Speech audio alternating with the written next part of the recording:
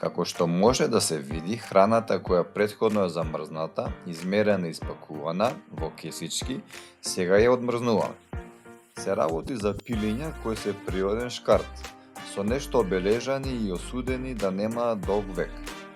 Фармата на Тони ни се спонзори и не снабдуваат со вакви пилиња, на што сум им неизмерно благодарен. Го одмрзнуваме пилето ставајќи го во жешка вода, да седи не повеќе од 5 до 7 минути, како не би ги изгубило месото сите хранливи вредности кои му се потребни на нашиот јастреб.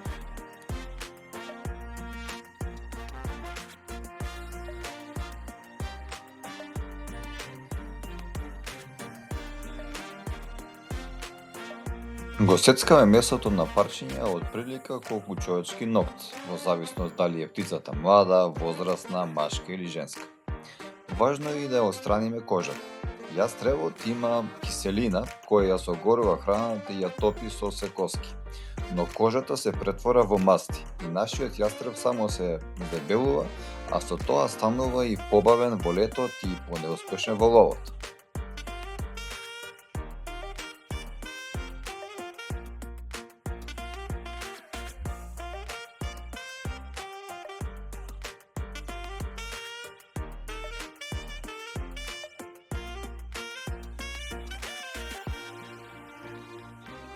Исто така вреди и треба да се напомене дека првично првите парчиња кои треба да му ги дадете на вашата птица мора да бидат коските, како што се нозе, прсти и се што има коски.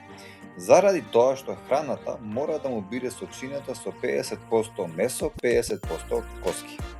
На самиот старт од тренингот дадете му ги коските затоа што доколку направите обратно нема да ги јаде, што он веќе се најава од месото.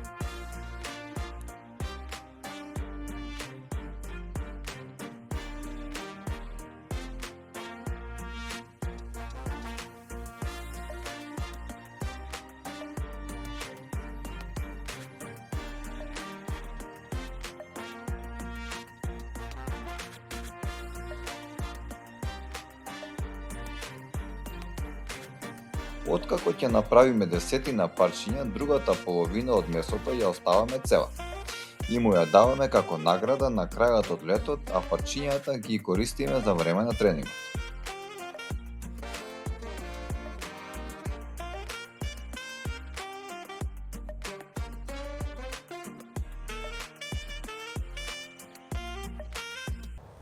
За овој тренинг многу е важно бирањето на теренот на кој што ќе го правите тој тренинг со џампови.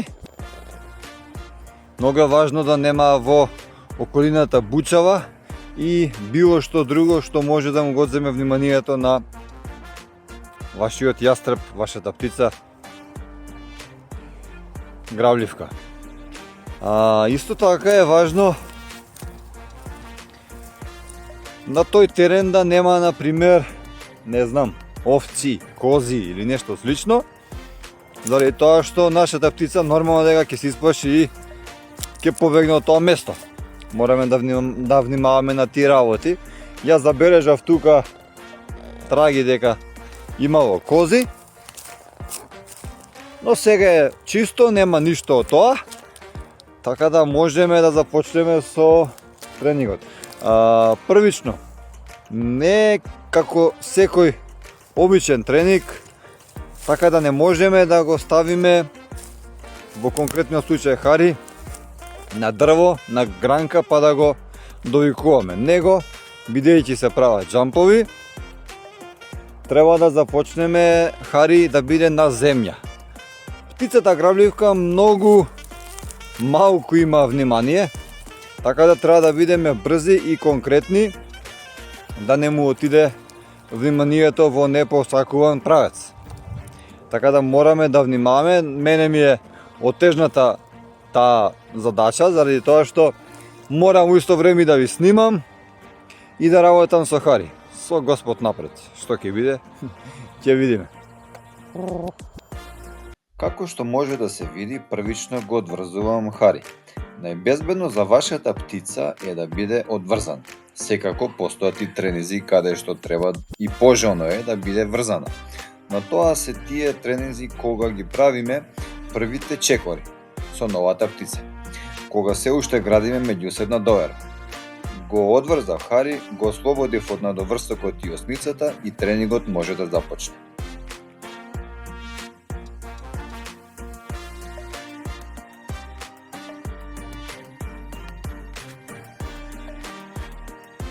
Следен чекор треба да ви биде уште пред да го пуштите да му дадете мевце. Па потоа почнете што сакате да работите. Непишано правило е прво награда.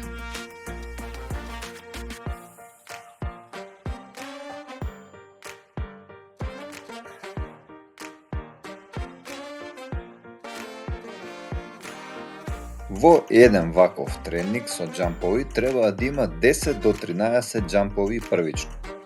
Секој нареден тренинг ќе ги зголемувате џамповите за најмалце од 3 до 5 повеќе. Се додека не дојдете до една бројка од 50 џампови.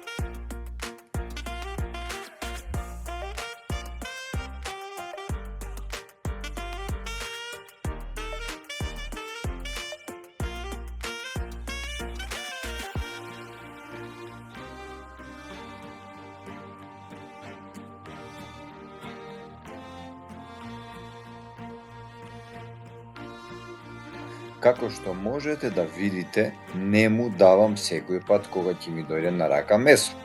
Најдобро би било да му давате секој втори или трети пат, независно, ништо стриктно по бројка, зашто се премногу интелигентни и ќе запамтат. Ова го правиме меѓу другото и за кога ќе го викнеме да ни доаѓа било кога, независно дали имаме награда или не.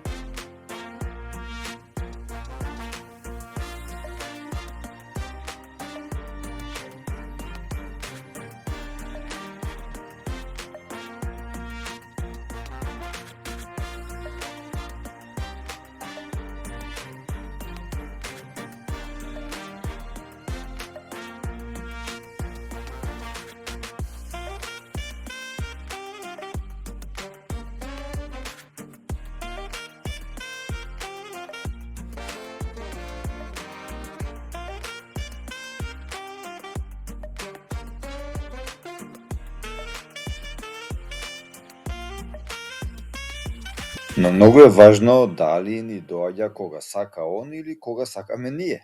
Многу лесно со незнаење и неискуство можеме да му создадеме лоша навика да доаѓа кога ќе посака тој. Секој пат кога ќе ни дојде без да го повикаме, ние не му даваме месо, а со тоа тој брзо сваќа дека не треба да го прави тоа.